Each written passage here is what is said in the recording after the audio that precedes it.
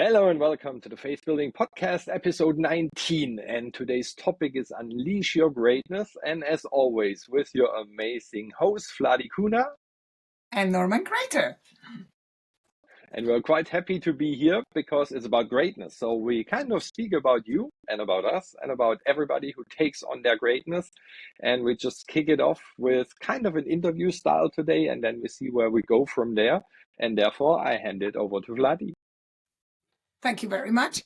I'm really happy we're doing this subject because greatness is something that Norman has written a book, which is I Am Gräter. And we usually spell it differently. It's his name. But what does it mean to be greater? I have a saying, which I say every morning, which is day by day, every day, I get better and greater every day. It used to be I get better and better, but thanks to Norman, I changed it to I get better and greater because it's so important to do things and be greater than we are every day and the days we were before. So I'm going to ask you questions because Norman is writing a book with amazing Les Brown, which I'm sure many of you know. And the book is called Unleash Your Greatness. So we thought we'll share this topic with you today and ideas. Well, Norman's going to share because I will kind of interview Norman about his amazing book. So tell us what you're writing about being the greater. I'm drawn from left to right and back and forth, and whoever writes a book probably knows that. You have an idea, you start writing, and the next day you have a different idea, and you start to rewrite, and then you add something. And right now I'm at the point, actually I'm not at greatness yet. I got stuck at a word that you just put before the word great. Be great, you said 2 minutes ago, Vladi. And I'm stuck at the be, at the being. Because what I'm kind of figuring out right now in my own life, that being is really the key to be great or even greater or to live your greatness. So it's not the doing part, because we're always so focused on, I need to do this, I need to do that. The question is, what's the energy behind it? Is it lack energy? And then if you put lack energy in, you cannot get greatness out. And therefore I'm realizing that basically the whole structure, I want to say, of I call it former life. You just showed my book. So whatever is written in the book, the goals, meeting the over 400 celebrities, the Porsche Arena project, my big vision that's not in the book, that was 2030 to sell out Madison Square Garden in New York. That's something I had in 2013. And even my Hollywood project, I realized that the core drive of all those projects was never greatness. It was always lack. And the lack came from just a very easy thing that probably most of us can relate, that I wanted to be kind of appreciated by my father. I wanted to hear, I'm proud of you, or I love you. I would have taken either one. So most of my adult life, probably child life as well, I was kind of drawn to whatever I did. I wanted to achieve this one sentence, and it never happened. So the more I have achieved, the more success I had, the more I was doing all of those things to gain this one sentence. And it just never happened until I realized that my father loved me. And this brings us to the 5 love languages that probably some of us know. And he gave gifts from the heart all the time. That was his love language. What I wanted to hear was words of appreciation, which means he spoke French and I spoke Spanish. And just the 2 languages does not go well together. And therefore, the moment I changed that, I lost all my motivation. And some people might say lost all my greatness, because I was kind of falling in a hole and there was no internal drive anymore. And from that moment on, I started to change my life more into the being part. What and who can I be right now? And that's where I'm drawn from left to right in the book. Should I write about my past, about the former greatness? How do you achieve your goals that you set? Or am I changing it and saying, how can you be more of yourself? How can you be more authentic? That you don't follow all your goals because there's a lack inside of you. There's a powerless energy. and you think through the sentence, you get the power back, or if I should rather, move more to this part and say the real greatness comes out of being you, and not being you because you have to follow something or gain something from the outside. It's quite an interesting process, I want to say. I love what you're saying. I've written a couple of notes, and one is the why. I love the way you explained the why, everyone, because so many of us are following our dreams or not realizing they may not actually be our dream because of the why that is the fuel. But what is your why? And we know both with Norman, Hollywood producer, Phil Goldfine. And I remember when we were he was on a stage talking about having all these Oscars and in the movies, and he's got Grammy, Tommy. I hope I say this right, but he's got Grammy, Tony, Oscars, Emmy. I think Tony is the one he's going for now. But when Phil was talking, in the whole story he was telling, that his why was that his kids would look at him as a proud father, what he is doing. And we sometimes think that, like Norman beautifully actually, thank you for saying it that way, like you thought you're doing it for yourself, but you were really doing that healing child pattern. It's something that as a little children, we wanted approval, we wanted appreciation, we wanted love. It was something that we thought was missing. But then when we grow up and we understand we have more awareness of the languages and we realize that we were making wrong assumptions for years and really creating a life that we don't want just purely for the same reason. So why is really crucial. And I love when you're talking about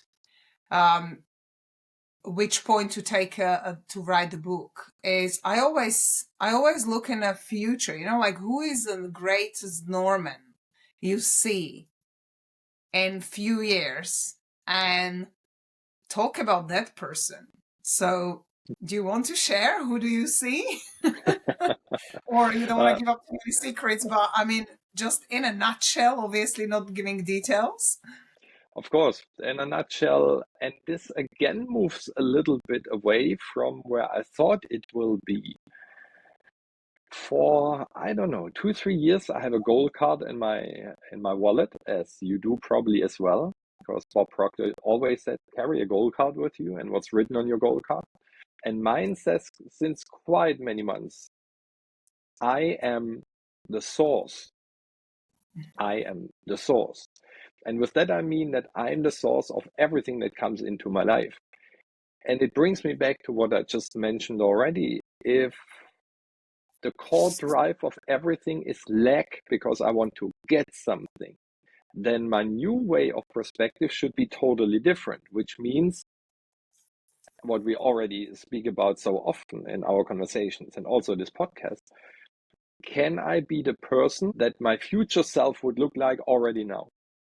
And I'm not quite sure where I heard it or where I put it together, probably Michael Singer.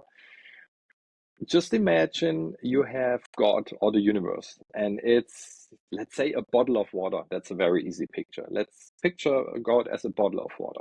And as God created man, he could only use what he had, right? So if you have a bottle filled with water, the only thing he could fill something else, another glass or another cup with it, was whatever is in the bottle of water. So he could only fill other cups with the water he has. And then he made man out of himself. Then he made woman out of man. So what I do in my keynotes, I take a bottle of water and I pour it in a glass, and then I pour something from a glass in a different glass that has a different style, a different shape. Then I pour those two in a third glass, and I say, you see, the glass itself looks different on the outside, but the thing that's on the inside, it's the same, because the water bottle could only create things based on water, because if you only have water, you can only reproduce water and nothing else.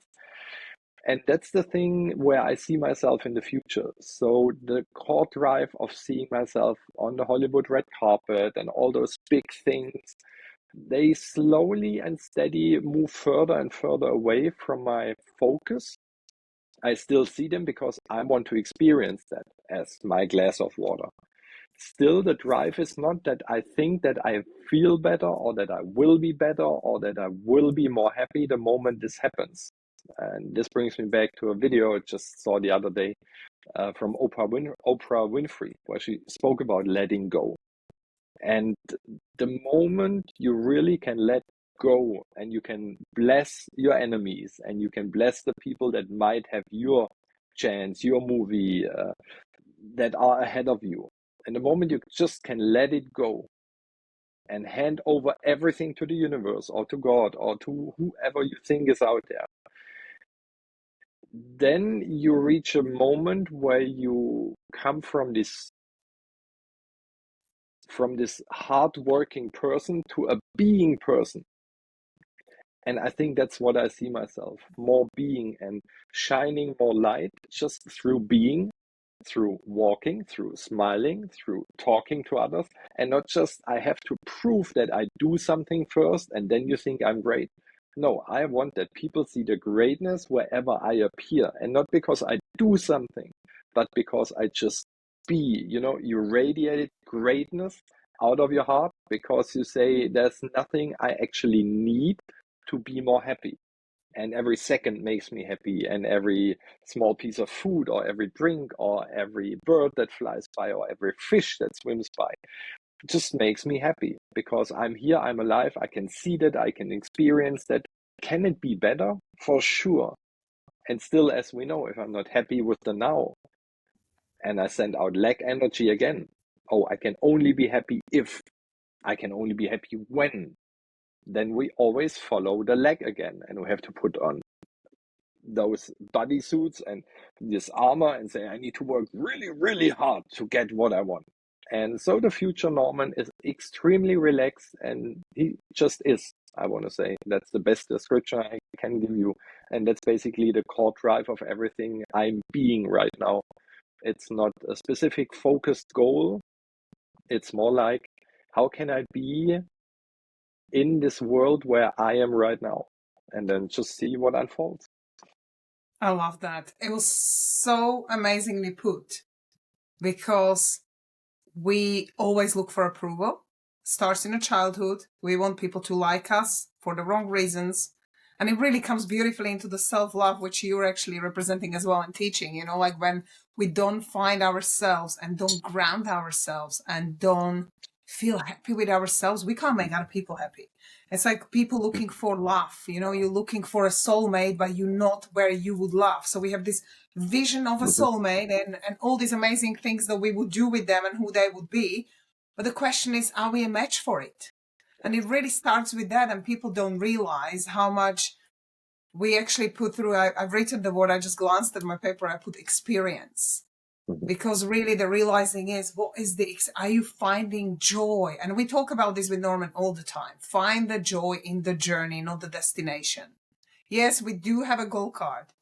I do have I'm the source there as well, which is funny. I mean, we've been studying with Norman for 5 years, so so that's of course. But actually, as you were talking, and I'm going to share that with you as well, I actually put down I'm the source of greatness. Because as you were talking about I'm the source, and obviously I used this for years, and I never had this aha moment. So thank you, because I thought I can be a source of negative things because law of polarity exists, and whichever we vibrate dominantly, that is still being a source of it. And that made me think like, we have to swap it to the I'm the source of greatness. I like that. I will change that too. Change it. That literally puts us into the life zone. Would you say that after years, like you've been in personal development for a long time, and when we talk in relation to greatness and seeing greatness in the future and knowing what you know, what would you say was the biggest lesson or couple of experiences you had that really brought you to the moment to think of greatness in a different way? The way you're talking about the water being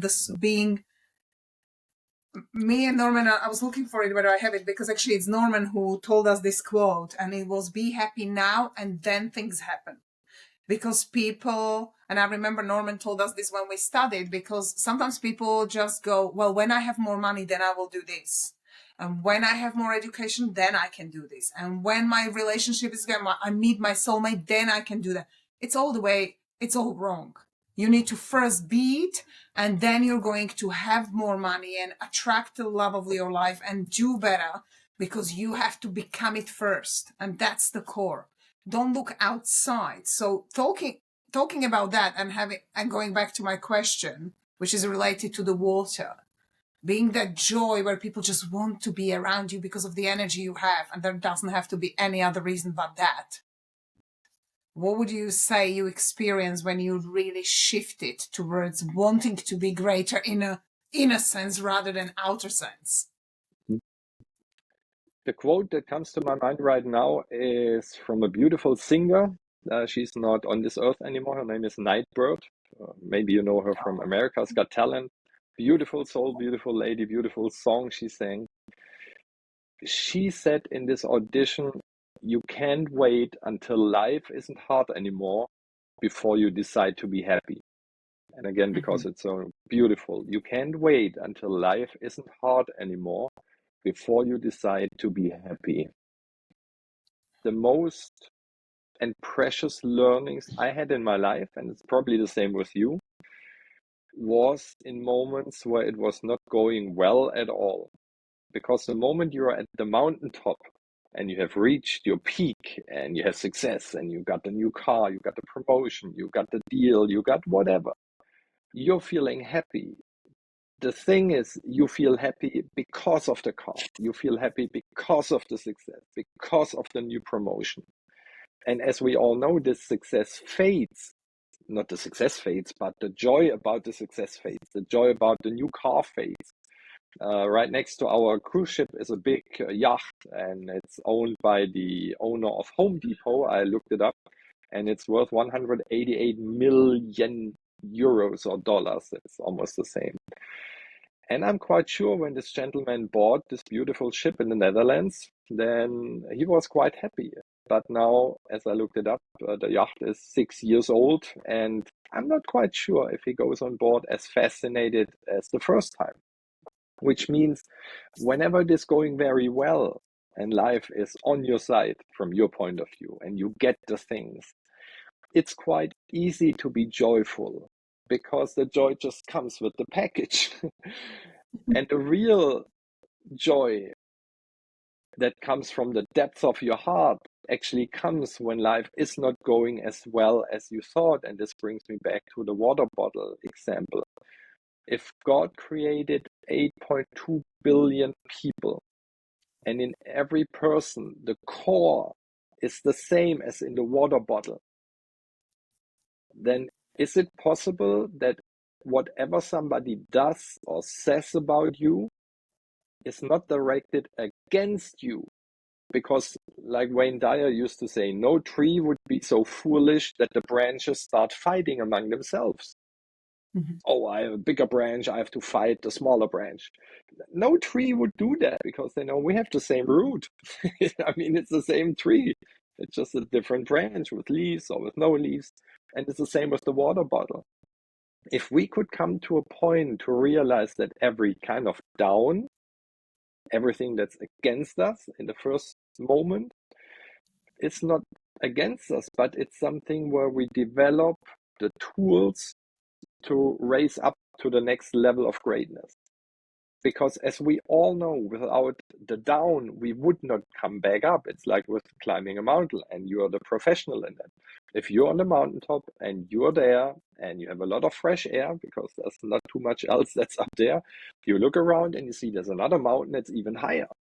So to come to the next mountain, you cannot jump from mountaintop to mountaintop. You have to first go down, probably repack your backpack and get a bigger tent and get more food because the way is much higher, get another training, and then from there you raise up again. And then you're on your second mountain and you're very proud and you're happy. And you look around and you see, there's a third mountain and it's even higher. Still, you cannot change from one mountaintop to the other. You have to go down first, repack, retrain, relearn, and go up with new material. So I would say biggest moments of change came in the darkest moments and places. And what I recall is when my show was canceled that I worked on for 6 years, that after that I had no more money left. My regular job was done because it was COVID. My dream was crashed. My relationship was crashed. Everything was gone. Where the conscious mind would have said, you have to do something. You have to be on Facebook, you have to be on Instagram, you have to promote, you have to call people, get money in. The core of my heart screamed, I want to sit outside in the sun on a sun chair and just relax myself like being on this boat right now. And of course, my conscious mind almost freaked out and said, you have nothing. So you cannot go out and sit your beautiful butt into the sun, because from sitting in the sun, nothing will change on your account. But still, I did that.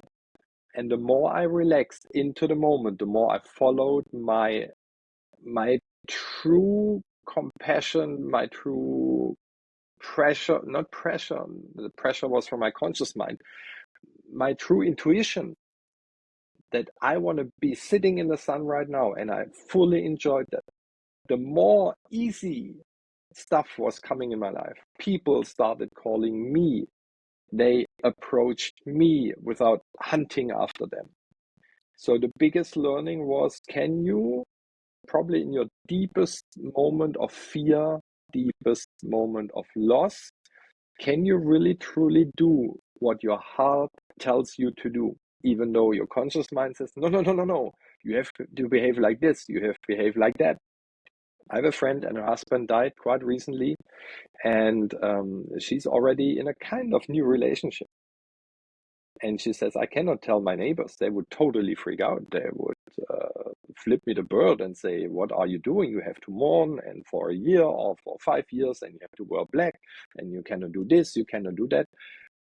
At the end of the day, it's your life. And what you put into your life is your thing. But if you follow the standards, this always kills your greatness. So in my mind, greatness really starts on the lowest point in your life when you decide to be happy. Like Nightbird said, you cannot wait until life isn't hard anymore before you decide to be happy, because whatever you put into the ground as a seed now will actually flourish and grow. So if you say, no, first I need the car and then I'll be happy, which means you planned weed for another half a year until you have the car or the boat or the job, and this will eventually grow, which means you're delaying happiness by half a year. And this is not really the key to greatness in my mind. It is so amazing. And I totally agree with you, actually. You know, like for me, you kind of need hit the nail on the head. I really think like, is it the personal development thing that happens? It is the moments where you low and you realize who really is around you. And that really shows who you surrounded by, people who stood by you, people who are there, because that's the greatest happiness as well. And as you were speaking, I wrote down, the greatness is when you are in control of your advisors. I'm talking about those paradigms, beliefs, what we created through the experiences, and usually not pleasant ones.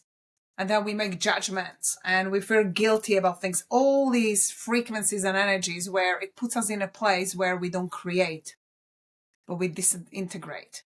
And it really is greatness when you can just really refocus on you. Who are you? And Norman actually talked about, throughout the whole little interview, he talked about this. When he was talking about climbing, as a climber, I know that it really is about fulfillment. It's not about standing on the top and putting the flag down. It's a good moment, but it really is about the joy you're actually enjoying. And it's about rising together. It's about the oneness. And as I love the analogy of the water you've done, because it's like us. It's like we are one, and yet we fight things so much like the branches of the trees. Oh, he does that, and I did it, and I need to do this better, and he did it, and I'm going to do it in a better way. This constant competition and chasing something. And most of people chase somebody else's dreams, which really comes down. Your greatness depends on, and I wrote this down. I want to ask this question to the audience, but consider everything that Norman said. Because every single day, are you doing the thing, whatever thing you're doing every day, is it aligned with your core values? Because I'm writing a book, The Greatest Sales Gig on the Planet. Started 3 years ago. Some people are like, this is what Norman's talking about. Some people are like, whoa, what is taking so long? The book I'm writing now is not the book I started writing 3 years. I literally scrapped the whole thing. I was going to teach people about sales and, like values and stuff. The book is about selling the truth. It's about what Norman said. When you're at the bottom, well, sometimes we say we hit the rock bottom, we could say the phrase. Are you still that amazing you? Are you still that person who is aligned to your core values? Or are you choosing to do deceit temporarily because you need the money and you do things, but you're actually losing yourself? You're losing your greatness. So really, greatness is the self-love based you that is continuous growing, because we never stop. There is no stagnation. People say, I'm stuck. There doesn't exist stuckness. Greatness is either moving forward or it's moving backwards. And make no mistake, you either choose to go up or you choose to go down. So it really is powerful the way you described it, because I'd like people to go back and rewatch it again and again and again and think about, what is your why? What do you love about yourself? And what is it truly that are your true values, and are you sticking with them when you're doing? And as we're doing Faith Building Podcast for you, so you can implement it into your daily life, is do great things in every day, small things in a great way, because enjoy the cup of coffee you have. Don't just go. We all been there, when you run downstairs and while you press the coffee machine, you do something else. And it's just this energy of complete rush, and then quickly having a coffee because it needs to boost me while I'm driving to work. Pause and really feel the gratitude while you're enjoy the cup of coffee. Enjoy whatever you're doing. If you're tidying something up, do it in a great way. If you're saying, like, spending time with your kids, what is the great way you could do it? Because all these great little things will actually help you to be greater as well. And like Norman said, that is the core. Being greater is more important than doing great things. It is interactive, but it should be primarily focused, should be being. Norman, any final thoughts on greatness or advice you have for the audience? Yes, I have one more. I met a beautiful elderly lady a couple of days ago after one of my keynotes I gave on a cruise ship. And she approached me after I was done in resetting my next one. And she said, the doctor told me I have 2 years to live. And this was 1 year ago. So I have 1 more year to live. And I stopped her in mid-sentence and says, do you want to throw that overboard? No, the doctor told me. I said, yeah, it's the opinion. It's about statistics. It's about possibilities. It's about whatever you want to call it. And then I did my very best to change her perspective and put the blue glasses on her nose. I said, aren't you a very lucky lady that you know that you have 1 more year to live? Everybody else on this cruise has no idea how much longer we have. It could be over in 5 seconds for me. But because the doctor told you that you have 1 more year. What a success, what a joy, what a gift. And she said, yeah, this helped me that I am not fearful anymore. I don't have fear. I'm old, I cannot walk that good anymore, but I do bike rides and stuff like that. I don't fear anything. And I would love if we would take this message home that she shares. First of all, we all don't know how much longer we have. Can we appreciate every second, like Vladi shared earlier? Can you enjoy the way, because the way is so much longer than standing on the mountaintop? Can you enjoy every second? And don't say, I will feel happy when, I feel happy if, and I need this and I need that. And get me right, there's nothing wrong with setting goals and being focused and going towards the direction that's needed. I mean, we're human. Without that, we would be out of control. And nobody wants to sit in a chair all day long and do nothing. We would get bored. Me as well. It's just the drive behind everything. Can you see that you have second after second after second after second? And this is the only truth you have.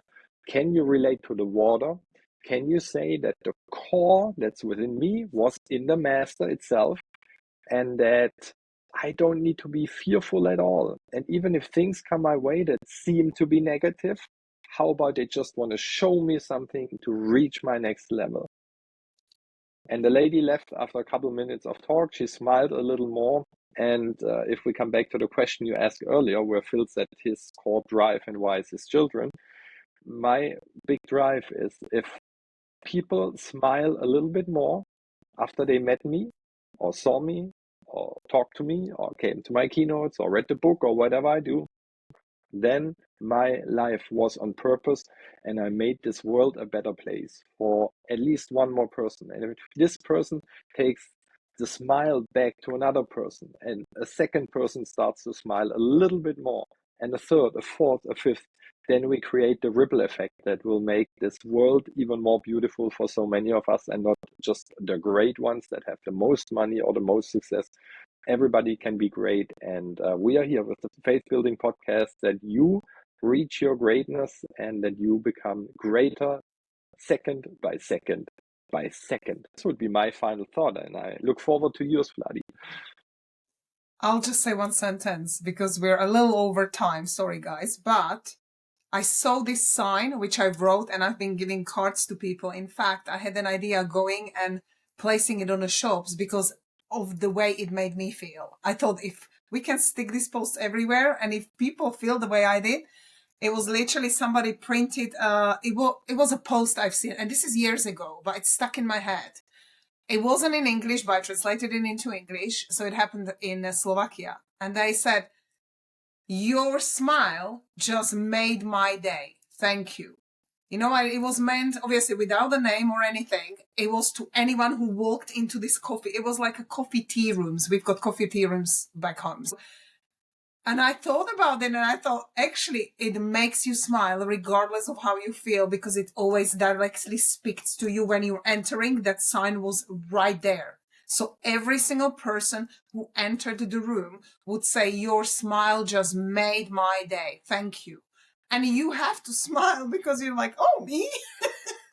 And even if you are grumpy, you're going to crack a little smile, because I've seen and watched when I drank my coffee, my tea. I remember watching people, everyone actually smiled. I don't remember one person who would just not, because it does. So if we can all make these signs, as many, and support Norman's ripple of effect of smiles, that would be great, actually, because we can do this together. Like he said, with the water, we're one. If we all create a little bit of happiness for one person, then we will be all happy, because it's a ripple effect and it's infectious. It really is. It's fascinating. It is, and everything and every source of water is connected, and that's the great thing. If you smile, it has an effect on so many more, and that's why we're here for. We create more smiles and more ripples. So we look forward to you in episode 19. No, 19 was today. In episode 20, we wish you a wonderful week, and until then, we say bye-bye. Thank you and happy Easter.